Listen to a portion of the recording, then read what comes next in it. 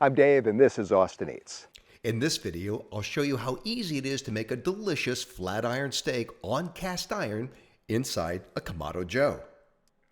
A flat iron steak is a relatively inexpensive cut of meat that's pretty darn good if you know how to cook it. We begin by making a marinade. I like to marinate inside a food saver bag in my refrigerator because it just cuts down on the mess. The marinade will help soften the tough fibers in the steak, making it a lot more tender. This also presents a problem. This marinade contains red wine, and any marinade that has an acid like red wine, lemon juice, lime juice, or even soy sauce can harm the finish on your cast iron skillet. And cast iron is the right tool to create a perfect sear on your flat iron steak. The solution is to use an inexpensive cast iron griddle that fits inside the Kamado Joe.